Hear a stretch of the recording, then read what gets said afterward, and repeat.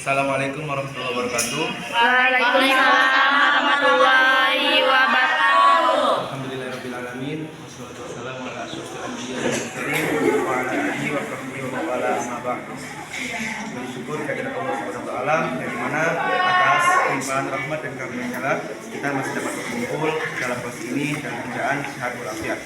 Waalaikumsalam, marilah kita panjatkan kepada Nabi besar kita, Nabi Muhammad SAW, yang melafazkan Allahumma sholli ala sayyidina Muhammad wa ala ali sayyidina Muhammad.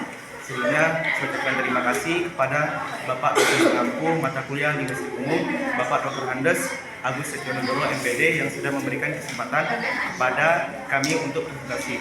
Dan juga saya mengucapkan terima kasih kepada teman-teman yang sudah hadir pada hari ini. Sebelumnya, perkenalkan nama saya Ramadan Ahmad dengan NIM A1B124025 dari kelompok 10 yang akan bertugas sebagai moderator dalam presentasi kelompok 9 kali ini. Yang pastinya saya di sini tidak sendirian karena saya ditemani oleh rekan-rekan saya. Yang pertama, Nasrotun dengan NIM A1B1244021 yang akan bertugas sebagai presentator pertama, dan rekan saya yang kedua, Gina Azahra yang akan bertugas dengan NIM A1B1244022 yang akan bertugas sebagai presentator yang kedua. Selanjutnya rekan saya Resi Claudia Puspita yang akan bertugas dengan NIM A1B1244023 yang akan bertugas sebagai presentator yang ketiga. Baiklah, kami di sini akan membahas tema mengenai aliran tradisional. Baiklah, tidak memperpanjang mukadimah, langsung saja kita masuk kepada materi yang pertama. Materi pertama yang akan disampaikan langsung oleh Nasrotun. Kepadanya disilakan. Baiklah, terima kasih kepada moderator. Di sini saya akan menjelaskan tentang pengertian aliran tradisional. Nah, adapun pengertian aliran linguistik tradisional sama dengan aliran fungsional, yaitu kumpulan-kumpulan penjelasan dan aturan gramatik yang dipakai kurang lebih selama 2 tahun yang lalu. Istilah tradisional ini dalam linguistik sering dipertemukan dengan istilah visual.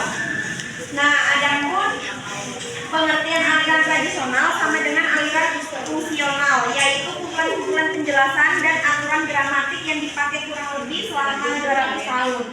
Nah, di sini istilah tata bahasa tradisional dan tata bahasa struktural, tetapi kedua jenis tata bahasa ini tidak sama terhadap hakikat penjelasan bahasanya. Nah, aliran tradisional dalam linguistik sering disebut juga sebagai linguistik deskriptif atau linguistik klasik, sebagaimana hanya fokus pada analisis struktur bahasa berdasarkan norma dan aturan yang sudah ada. Selanjutnya saya akan menjelaskan tentang tokoh-tokoh aliran linguistik tradisional. Nah, yang pertama ada Dionysius Rex, adalah seorang ahli tata bahasa Helenistik dan murid dari Aristarchus dari Samothrace. Nah, ini adalah ia sudah lama dianggap penulis teks kata tulis terawal tentang bahasa Yunani. Nah, buku yang pernah ia tulis ialah Techno Grammatica atau Commentorius Antigues.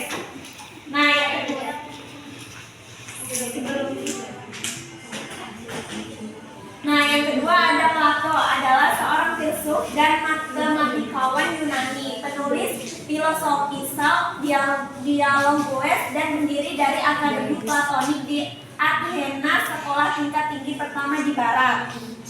Nah, ia lahir pada tanggal 21 Mei tahun 429 sebelum Masehi.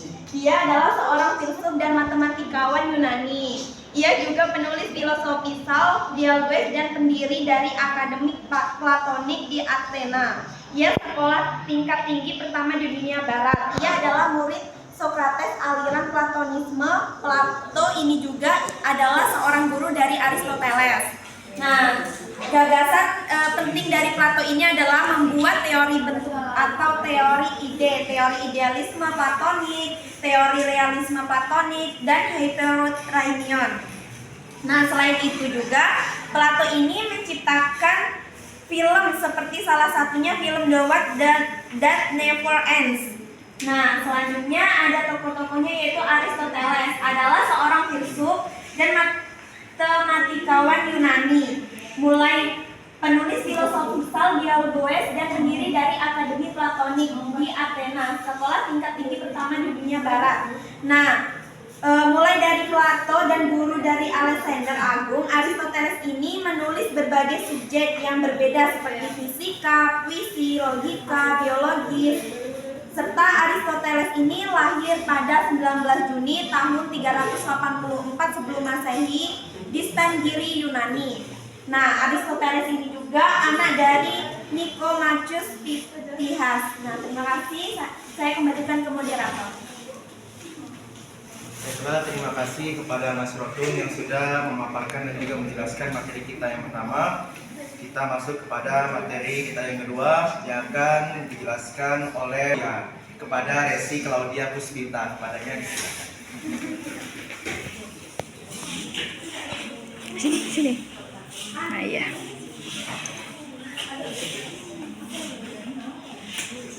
Baik, terima kasih kepada moderator. Pada hari ini saya akan menjelaskan materi tentang ciri-ciri tradisional pada Aristoteles. Tapi aku nanti sekat. Kamu mundur dikit. Ciri tradisional pula. Kamu mundur dikit. Soalnya. Wahyu Bebe. Ya. Baik, terima kasih kepada moderator. Pada hari ini saya akan menjelaskan tentang ciri-ciri aliran tradisional dalam linguistik. Nah, ciri-ciri aliran tradisional dalam linguistik ini terdapat 6 macam. Yang pertama, bertolak dari landasan pola pikir filsafat. Nah, ciri yang pertama ini mengacu pada pendekatan analisis bahasa yang mendalam.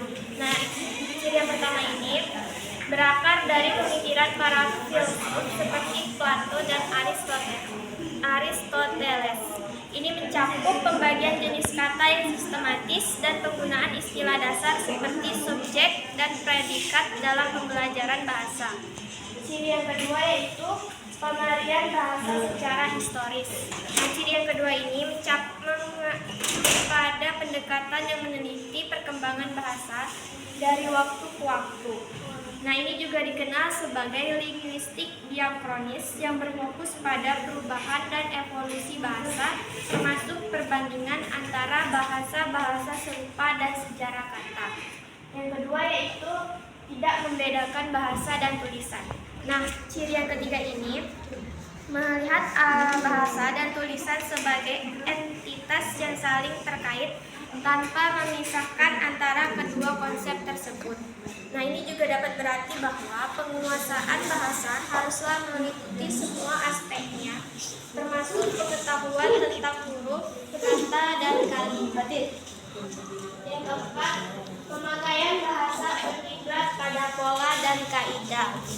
Nah, ini berarti bahwa ketaatan pada kaidah tata bahasa yang ditetapkan seringkali bersifat preskriptif, di mana pelanggaran dianggap salah. Nah, sifat preskriptif ini berarti petunjuk atau ketentuan. Dalam konteks linguistik, ini mengacu pada norma dan pedoman penggunaan bahasa yang bertujuan untuk mempengaruhi penuturnya dalam mengikuti pola tertentu. Yang kelima, level-level gramatikal berlokasi tataran yang dipakai hanya pada level huruf, kata, dan kalimat.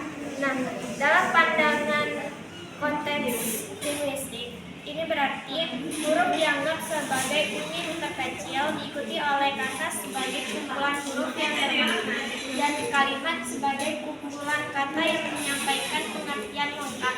Nah, aliran ini menggabungkan pengertian bahasa dan tulisan serta berfokus pada aspek formal daripada penggunaan komunikatif dalam bahasa sehari-hari. Yang terakhir, dominasi pada permasalahan jenis kata. Nah, ciri yang terakhir ini berfokus pada klasifikasi dan definisi kata yang dianggap sebagai aspek paling mendasar dalam kajian bahasa. Sekian materi yang dapat saya sampaikan. Untuk yang selanjutnya saya serahkan kepada moderator. Baiklah, terima kasih kepada Resi Claudia Puspita yang sudah memaparkan dan juga menjelaskan materi kita yang kedua. Kita lanjut ke materi yang ketiga yang akan dijelaskan langsung oleh Gina Az-Zahra. Kepadanya disilakan. Baik, sebelumnya terima kasih kepada moderator yang telah memberikan saya kesempatan untuk memaparkan materi kita pada pagi hari ini. Adapun materi yang akan saya paparkan adalah keunggulan dan kelemahan aliran tradisional. Yang pertama itu ada keunggulan aliran tradisional, yaitu yang pertama adalah lebih tahan lama karena bertolak pada pola pikir filsafat. Yang kedua ada keteraturan penggunaan bahasa, sangat dibanggakan karena berkiblat pada bahasa tulis baku. Yang ketiga mampu menghasilkan generasi yang mempunyai kepandaian dalam menghafal istilah karena aliran ini segan bermain dengan definisi. Yang keempat, menjadikan para penganutnya memiliki pengetahuan tata bahasa karena pemakaian bahasa berkiblat pada pola atau kaidah. Yang kelima, aliran ini memberikan kontribusi besar terhadap pergerakan prinsip yang benar adalah benar walaupun tidak umum dan yang salah adalah salah meskipun banyak penganutnya. Lalu yang selanjutnya yaitu ada kelemahan aliran tradisional, yaitu yang pertama adalah belum membedakan bahasa dan tulisan sehingga pengertian bahasa dan tulisan masih kacau. Yang kedua adalah teori ini tidak menyajikan kenyataan bahasa yang kemudian dianalisis dan disimpulkan. Yang ketiga, pemakaian bahasa berkiblat pada pola atau kaidah. Dan yang keempat adalah level gramatikalnya belum rapi karena hanya ada 3 level, yaitu yang pertama adalah huruf, yang kedua adalah kata, dan yang ketiga adalah kalimat. Lalu selanjutnya adalah pemberian bahasa menggunakan pola bahasa Latin yang sangat berbeda dengan bahasa Indonesia. Yang keenam adalah permasalahan tata bahasa yang masih banyak didominasi, dan yang selanjutnya adalah pemberian bahasa berdasarkan bahasa tulis baku. Lalu yang terakhir adalah objek kajian hanya sampai level kalimat sehingga tidak komunikatif. Sekian penjelasan dari saya kembalikan ke moderator. Baiklah, terima kasih kepada Gina Az-Zahra yang sudah memaparkan dan juga menjelaskan materi kita yang ketiga.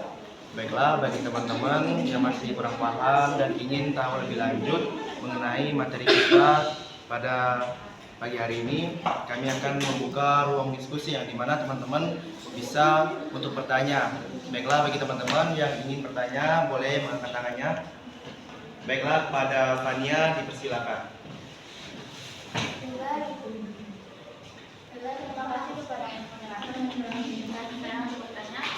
Pertanyaannya adalah bagaimana keterbatasan aliran tradisional dapat membedakan bahasa dan tulisan mempengaruhi pemahaman komunikasi? Baiklah, terima kasih kepada Fania. Kita lanjut ke pertanyaan yang kedua. Ada yang ingin bertanya? Kepada Indana, silakan. Perkenalkan, nama saya Indana Diva dengan NIM A1B12428. Pertanyaannya yaitu, bagaimanakah sejarah yang mendasari munculnya aliran linguistik tradisional? Terima kasih.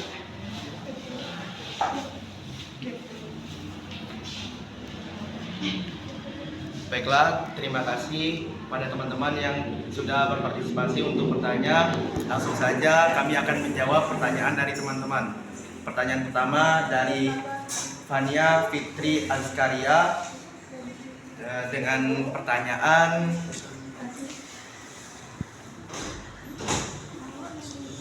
bagaimana keterbatasan aliran tradisional dalam membedakan bahasa dan tulisan mempengaruhi pemahaman komunikasi? Yang akan dijawab langsung oleh Saudari Nasrotun. Kepadanya disilakan. Baiklah, terima kasih pada moderator. Di sini saya akan menjawab pertanyaan dari Fania, yaitu bagaimana keterbatasan aliran tradisional dalam membedakan bahasa dan tulisan mempengaruhi pemahaman komunikasi. Nah, pemisahan antara bahasa lisan dan tulisan dalam aliran tradisional dapat membatasi pemahaman komunikasi karena keduanya memiliki karakteristik dan fungsi yang berbeda.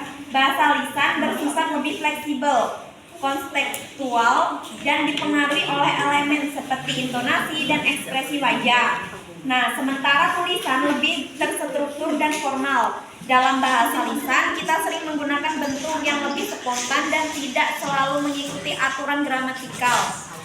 antara tulisan mengutamakan tata bahasa yang lebih ketat. Pemisahan ini juga dapat mengabaikan variasi bahasa seperti dialek atau aksen yang ada dalam komunikasi lisan, sehingga mengurangi kedalaman pemahaman. Dengan memperhatikan interaksi antara keduanya, kita dapat mengetahui bahwa bahasa dan tulisan itu sangat berbeda. Sekian saya kembalikan ke moderator. Terima kasih kepada Nasrotun yang sudah memberikan jawaban dari pertanyaan Fania Fitri Azkaria. Apakah saudari Fania Fitri Azkaria sudah memahami dan menerima jawabannya? Terima kasih. Kita lanjut ke pertanyaan kedua dari Indana Zulfa dengan pertanyaan, bagaimanakah sejarah yang mendasari munculnya aliran linguistik tradisional? Yang akan dijawab langsung oleh Gina Azahra. Padanya disilakan. Baik, sebelumnya terima kasih kepada moderator karena mengirim saya untuk menjawab pertanyaan dari saudari Indana Zulfa dengan NIM A1B124028, yaitu dengan pertanyaan, bagaimanakah sejarah yang mendasari munculnya aliran linguistik tradisional? Aliran linguistik tradisional muncul dari kebutuhan untuk memahami, menganalisis, dan mengajarkan bahasa berakar pada tradisi Yunani, Romawi, India, dan Arab. Yang pertama ada Yunani kuno, yaitu Plato dan Aristoteles membahas hubungan kata dan makna, menciptakan dasar analisis gramatikal. Yang kedua ada Romawi, yaitu Varro dan Priscian mengembangkan tata bahasa Latin, memengaruhi pendidikan di Eropa. Yang ketiga ada India kuno, yaitu Panini menyusun Astatyai, tata bahasa Sanskerta yang sistematis. Yang keempat ada tradisi Arab, yaitu Sibawai mengkaji tata bahasa Arab untuk menjaga keaslian Al-Quran. Yang kelima ada abad pertengahan, yaitu tata bahasa menjadi bagian utama pendidikan melalui trivium. Ya, jadi ciri khasnya adalah pendekatan preskriptif, yaitu berfokus pada aturan dan bahasa tulis dengan pengaruh besar pada pengajaran tata bahasa hingga kini. Sekian jawaban dari saya kembalikan ke moderator. Baiklah, terima kasih kepada Gina Azahra yang sudah menjawab pertanyaan dari Indana Zulfa. Apakah Indana Zulfa sudah memahami dan menerima jawabannya? Baiklah, maka berakhirlah sesi diskusi kita pada pagi hari ini. Saya ucapkan terima kasih kepada Bapak dosen pengampu mata kuliah hari ini, yaitu Bapak Dr. Handes Agus Setionegoro, MPD, dan juga teman-teman yang sudah menyimak hingga akhir. Harapannya semoga diskusi kita pada pagi hari ini bisa memberikan manfaat ke depannya.